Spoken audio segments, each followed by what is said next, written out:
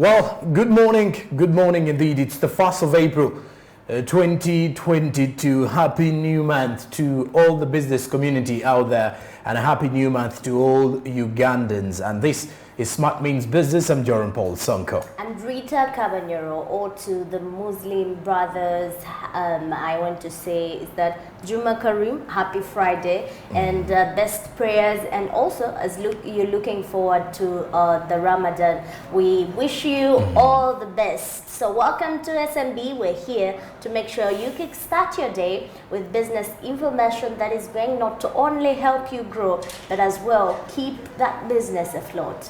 Definitely. And it being a Friday situation, we try to definitely take you through what is going to be happening and how you can prepare amicably for your weekend so that it can actually be one filled with a lot of evaluations, not only evaluations, but the enjoyments aside, for you to actually see that your business is growing by giving you the updates that you will need from the business world. Very well, and if you're on the rush, you can follow the conversation or be a part of us anywhere, anytime, across where you are by downloading the Your TV app and watching Smart 24 TV there. It is easier for you to download it using My MTN app or using MTN data, and as well you can catch us up on social media platforms at Smart 24 TV. Do not forget to subscribe to our YouTube channel because you definitely don't want to miss out what we've got for you. And by the end of the week, Sunday, Muslims are expected to be heading into Ramadan, and definitely it's going to be a fasting period. It is a holy month. It is the same month in which the Christian community will be completing the Lent period. I don't know whether you've been fasting during this particular time, but the Easter weekend is just 2 weeks away and 2 weeks ahead of us. So definitely there, we do wish a happy Ramadan to our Muslim brothers who are yet to actually get into that fasting season starting Sunday, hopefully. And definitely we shall be here to guide you through as well, giving you the business information wherever you are. And in the country around here, we're expecting the arrival of the former Speaker of Parliament, who is now the late body. Honorable, yes, the body. Thank you for when you take us back, we'll say one comments out. We're expecting the arrival of the body of the late Right Honorable Jacob Olanya, which will be arriving today in the country. And later on, we will be proceeding with barrier arrangements. We will let you know what is anticipated of the barrier arrangement. But now about SMB.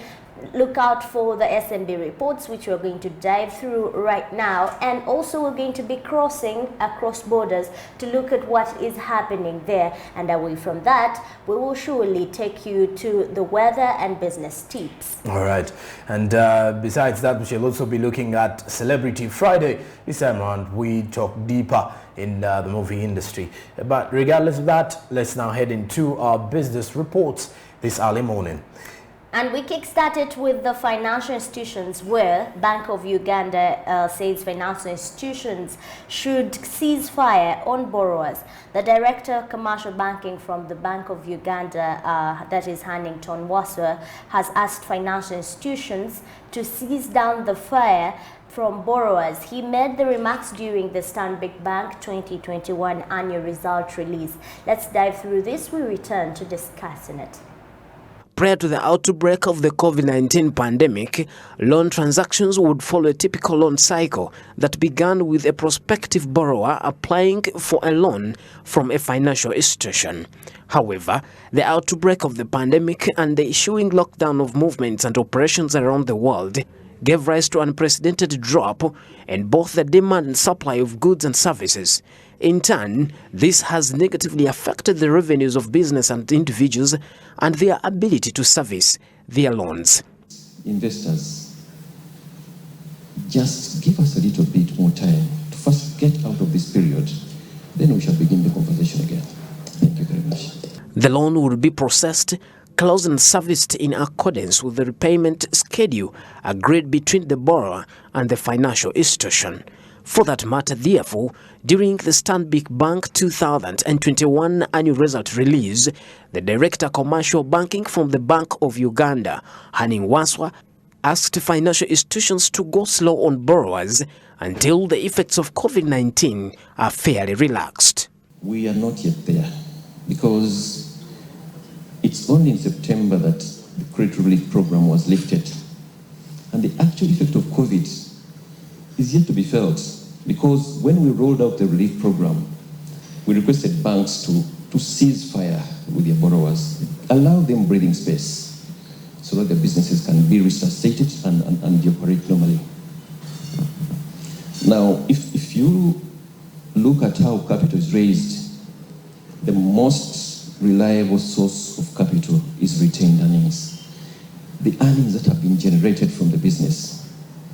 The next best alternative is borrowing. If the Bank of Uganda were to wake up tomorrow to say that they are cutting CBR by 100 basis points, in the same week, our prime lending rate will move in the same direction by the same magnitude to our customers. So we, as a leading financial institution, are already doing that, and we know that the regulator is working on the other SFIs to do the same, because it's the right thing to do. Because then monetary policy can be transmitted down to a household level, and you get the best of both worlds.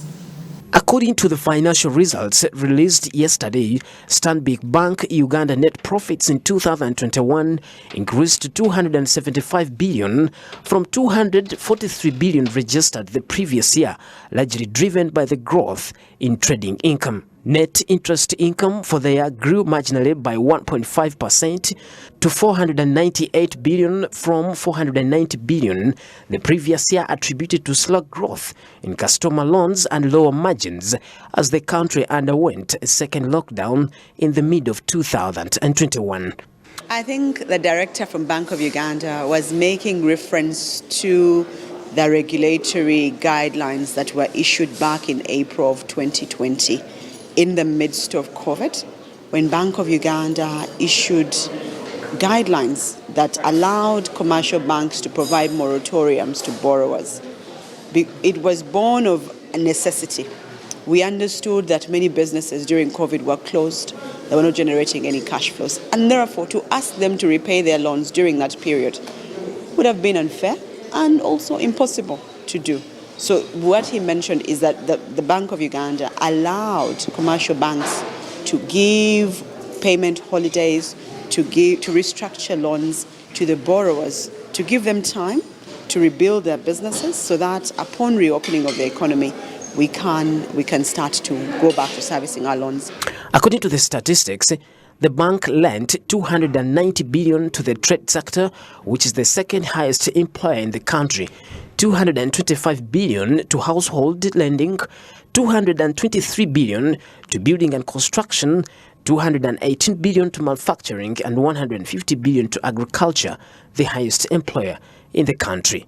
We can lend to you at 10% if you're in agriculture and 12% per annum if you're in any other business. So we have taken measures to make sure that those at the bottom of the pyramid have a product that they can access.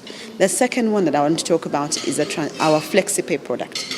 FlexiPay is free of charge. It's mobile money on your phone with no charges, right? So any one of you can log on to. So it's another way to say, we know you are not doing well economically. We know you don't have money to pay the transactional fees. We give you a product where you can pay. The low income activity in the year under review also informed a low appetite in credit, which saw marginal growth in the loan book to 3.7 trillion to 3.6 trillion the previous year, but maintained 23.3% market share. The bank said lending was guided by the need to avail credit that are critical to driving growth, such as trading and manufacturing. Pedson Mumbere, Smart 24 TV. Thank you, Pedson Mumber, for that report compiled there. And if you're to look at the side from which, or the rate at which people go to the bank to borrow money. Now let's speak for business community in regards to small enterprises or SMEs. There has been always an argument whereby even though they want to borrow the money from the banks, but now the rates are increasingly high for them, or the percentage of borrowing or the interest returns are high, which is again not favorable in that regard. But for those who have been, borrowing, there has been that pressure that has been put onto them to make returns, and not only for business people, even individual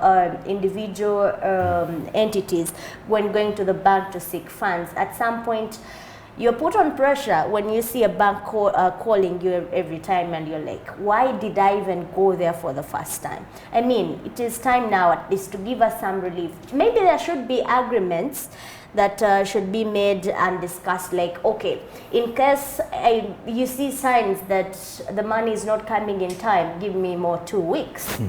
Maybe that's what I'm saying. Now, well, I think the banks need to make money, by the way.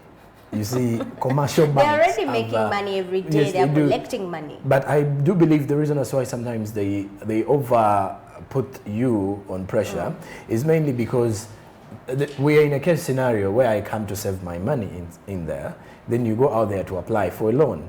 Now, me who is supposed to come and pick my money, I want my money because I saved it. So at any one point, no one tells me when to withdraw.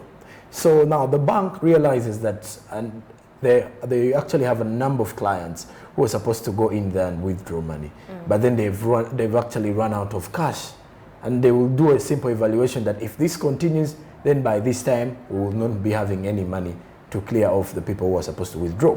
So that means the pressure has to go back to the one who took the loan. So we have to pressurize you, bring the money back, so that we can give people their money. So in we most have cases, that scenario ongoing, but we as well have government, which is at the same time doing domestic borrowing. That is where it is taking money from the bank domestically. Even, so government with preparations, it actually wants to borrow some money. Yes, from the central bank. So that means that if individuals, if SMEs are competing with the government to borrow money, there is the other side which seems to be silent at some point. Whereas the SME or as an individual, I feel that pinch, I don't see government being highlighted to be put on pressure, to make returns of the money. Because we see all the time it's being indebted, and their returns that they are making to the bank does not always come in time. How about that part? How about we check that side of the, that side of the coin? Well, the argument here mainly is, first and foremost, the government. If you put the government here, because the government normally goes and borrows the money, like you said. But for the banks, the reason as to why the banks have to put you on pressure is to remind you not to be comfortable. It is because in most cases, when someone takes a loan from a bank, they tend to actually forget. Someone tends, no, in most cases, John, no, can by the you way, sleep when no, you've got they don't a loan actually and forget. be comfortable? Actually, they don't forget, but they tend to actually, the time tends to expire without them even fulfilling their pledge, or without them clearing off this loan. So that goes back to the bank. Now the bank is like, we've given this person a loan, we gave him 1 year to clear. Not necessarily, because some things we anticipate, we don't see them coming. I'll give us a case in point where I'm coming from, along Gayaza Road. There is a KCC now, KCCA is demolishing people's business that, put encroached onto UNRWA. Oh, the road reserves? Yes, on the road reserve. And there was a recent building that was actually beautifully made, but it has now been demolished. And what if that person got a loan to accomplish that? I hear it's a hospital. We'll be following up on that story and on how businesses are being affected around that particular route. I hear of stories. There's a story that is quite funny, though sad for a business person. There's a petrol station I know of, which was constructed next to the express highway, this Entebbe Express Highway. And stories have, rumor has it, that the owner constructed it with the intention that the government is going to come to compensate. Now, the funny part is, if you happen to see where the petrol station is, government na ya musinga magezi ya Luiseno station yeri kati. So when I think of that, I realize some people actually decide to build we next make to the road reserves, constructions. So you're targeting government they know the for- compensation will come in. So some people actually just build it and it doesn't even complete. I think we will build I'm not saying it's the same we'll case build study this there, up but after. with what is actually coming up in most areas, some people build to actually trigger the government to compensate them. This conversation is not done. We're going to continue discussing it. It's not done because I feel like there is more that you need to know when it comes to constructing before you construct near the road, what kind of road you need to look at, you need to consider if you're near the road reserve, and if you're taking money from the bank or any microfinance institutions. All right. And with that, we can definitely head into a break. But after it, we are going for the SMB across borders. So let's first take a short break. We'll return with giving you information that is coming across borders.